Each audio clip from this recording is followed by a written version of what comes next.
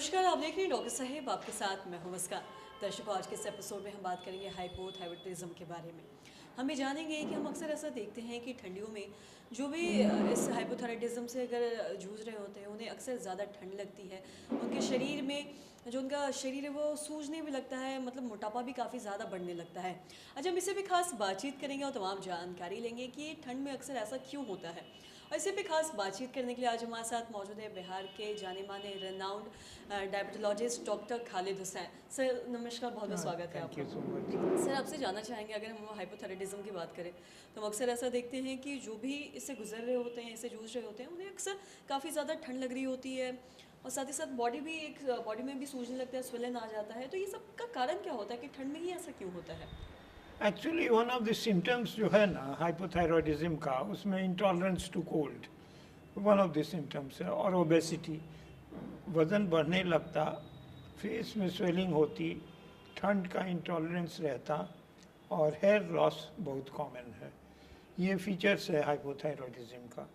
Generally देखा गया है नॉर्मली कि ये मेजॉरिटी ऑफ द केसेस में, यानी ज़्यादातर लोगों में ये फैमिली से फैमिलियल होता है।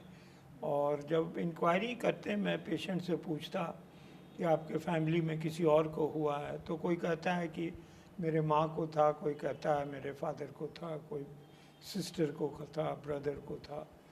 तो इसलिए it is most one of the reasons जो है, यानी मेजॉरिटी प्रीडोमिनेंस इसका देखा गया है in families which have previous history of hypothyroidism.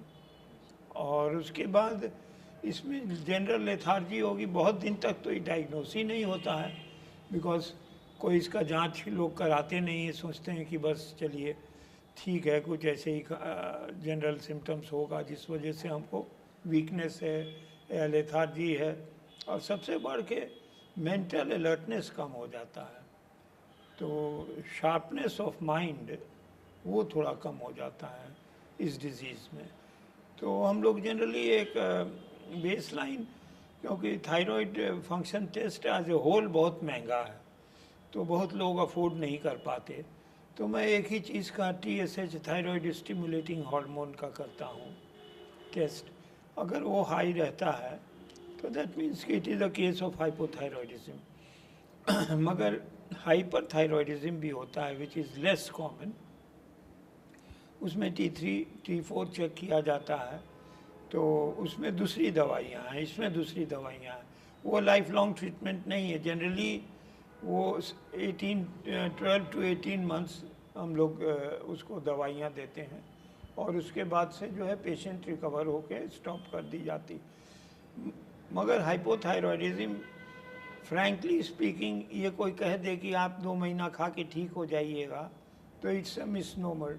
ये नहीं होता है, आपको दवाई लाइफ लॉन्ग खाना है। जैसे डायबिटीज़ का कोई ट्रीटमेंट नहीं है, इसका ट्रीटमेंट बस रिप्लेसमेंट थेरेपी है, थायरॉक्सिन दीजिए, वो खाएगा और लाइफ लॉन्ग खाना है। और उसका टाइमिंग्स है कि सब सवेरे बिना कुछ खाए हुए उसको वो छोटी टैबलेट आती है थायरॉक्सिन को, उसको 1 गोली रोज़ खाना है या 2 गोली, जैसा भी उसका डोजेज।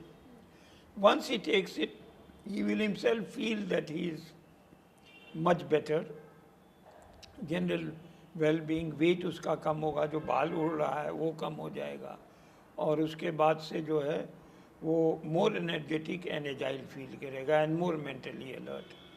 तो इसलिए हाइपोथायरॉयडिज्म को इग्नोर करने का नहीं है, तो person should continue treatment and he has to take it. और वो चेकअप के लिए थायराइड TSH का टेस्ट उसको एवरी 3 मंथ्स इनिशियली कराना चाहिए। वंस कंट्रोल है तो कोई बात नहीं, क्योंकि रिप्लेसमेंट थेरेपी है। सर, बहुत बहुत शुक्रिया तमाम जानकारी देने के लिए। तो आशा करते हैं दर्शकों कि आप भी ये समझ पाए होंगे कि हाइपोथायराइडिज्म में क्यों अक्सर ऐसा होता है कि जो ठंडियों में लोगों को ज़्यादा ठंड लगती है और साथ ही साथ जैसा कि सर ने बताया कि बॉडी भी सूजने लगता है, अलग अलग दिक्कतें आती हैं, तो ये सब कहीं ना कहीं एक लक्षण है, जैसा कि सबने बताया कि सिम्टम्स है ये सारे हाइपोथायराइडिज्म के। अगर ऐसा आपके साथ हो रहा है तो आप भी डॉक्टर से ज़रूर कंसल्ट करें और डॉक्टर से ज़रूर दिखवाएं। तो आशा करते हैं दर्शकों की जो तमाम जानकारी है आपके लिए लाभदायक रही हो। तो आज की इस वीडियो में इतना ही। अगर आपने अब तक हमारे चैनल को सब्सक्राइब नहीं किया तो तुरंत कर लें, साथ ही हमारे फेसबुक पेज को लाइक करें। वीडियो देखने के लिए आपका धन्यवाद।